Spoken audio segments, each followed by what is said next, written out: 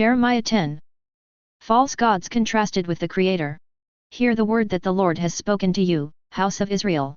This is what the Lord says, do not learn the way of the nations or be terrified by signs in the heavens, although the nations are terrified by them. For the customs of the peoples are worthless. Someone cuts down a tree from the forest, it is worked by the hands of a craftsman with a chisel. He decorates it with silver and gold.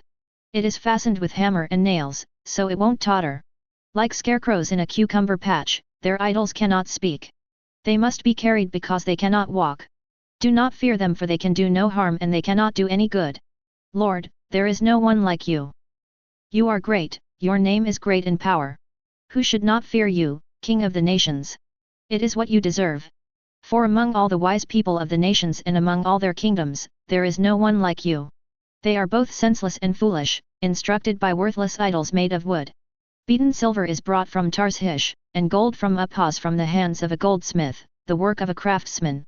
Their clothing is blue and purple, all the work of skilled artisans. But the Lord is the true God, He is the living God and eternal King.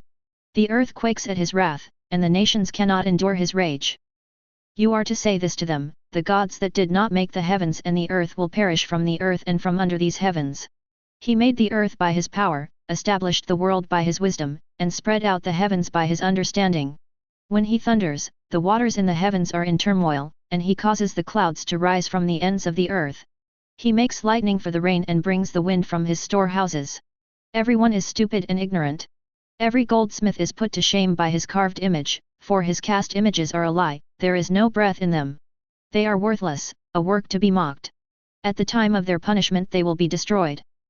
Jacob's portion is not like these because he is the one who formed all things. Israel is the tribe of his inheritance, the Lord of hosts is his name. Exile after the siege.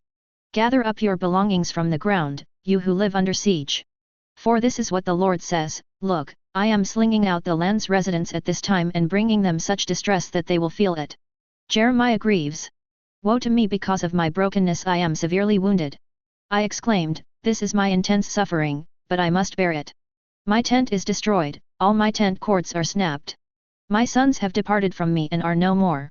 I have no one to pitch my tent again or to hang up my curtains. For the shepherds are stupid, they don't seek the Lord. Therefore they have not prospered, and their whole flock is scattered.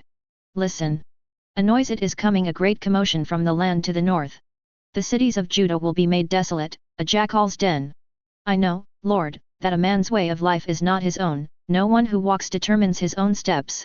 Discipline me, Lord, but with justice, not in your anger, or you will reduce me to nothing. Pour out your wrath on the nations that don't recognize you and on the families that don't call on your name, for they have consumed Jacob, they have consumed him and finished him off and made his homeland desolate.